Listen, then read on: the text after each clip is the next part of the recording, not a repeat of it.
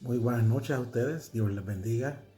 Este es su amigo Juan Carlos. Tengo un mensaje para ustedes en el día de hoy. Un mensaje que siempre ha impactado mi vida. Jesús, acercándose a Pedro, le hizo 3 preguntas. Y quiero referirme al pasaje de Juan capítulo 21, desde el versículo 15 en adelante. Y voy a hacer una lectura de ese verso. Y luego voy a decir unas cortas palabras acerca de lo que yo pienso y de lo que la Biblia nos enseña acerca de ese pasaje. Que la palabra del Señor dice así, en el nombre del Padre, del Hijo y del Espíritu Santo.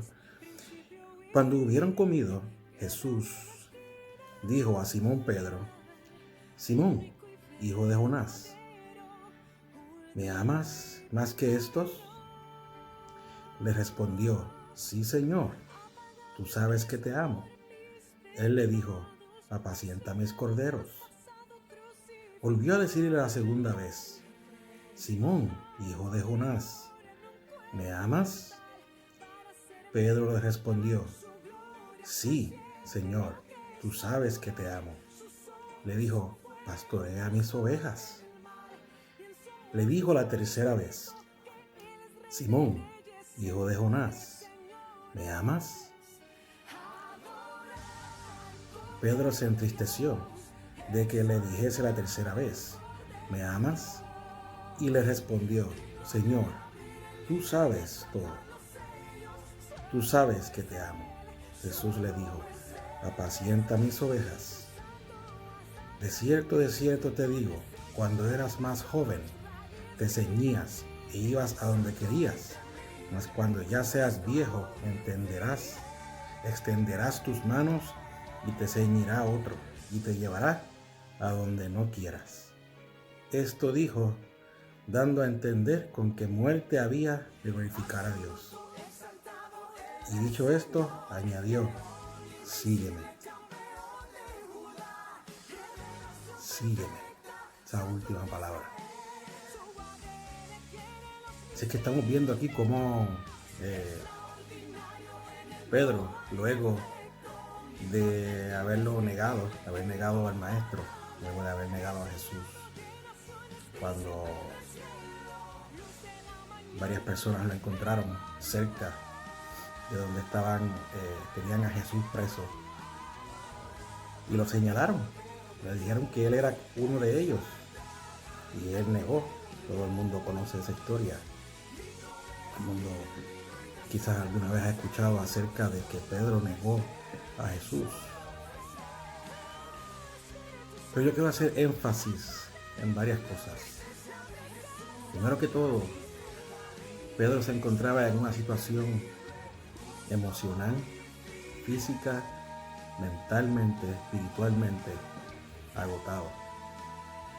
Podemos decir quizás en alguna depresión, porque había negado al maestro. Él sabía que lo había hecho mal. Él reconocía en sí que lo había hecho mal. No sabía cómo presentarse delante del maestro. No tenía idea. Él pensaba que el maestro lo iba a juzgar. Pensaba que Jesús iba a condenarlo. Él pensaba que Jesús lo iba a expulsar de ese ministerio del apostolado. Pero lo que vemos, lo que relata el pasaje, lo que relata el apóstol Juan, es otra cosa. Una cosa muy diferente. Lo que vemos es el amor de Jesús, expresado a la gran magnitud. El amor de Jesús que cuando estaba mirando a Pedro y preguntándole a Pedro si le amaba, lo que salió de la boca del maestro fue ese inagotable amor. Y Lo que Jesús buscaba en Pedro era que él mismo se diera cuenta que no importaba lo que Pedro había hecho. No era importante porque Jesús estaba mirando hacia el futuro. Jesús estaba mirando a un Pedro evangelista, a un pescador de hombres, hacia el futuro. Jesús sabía lo que Pedro había hecho, pero no lo tomó por cuenta. Al contrario, lo utilizó para promoverlo, para darle una nueva oportunidad, para que Pedro se diera cuenta que con sus fuerzas no iba a poder ser. Tenía que someterse al maestro. Por eso es que le dice, sígueme al final. Pedro se convirtió en ese momento.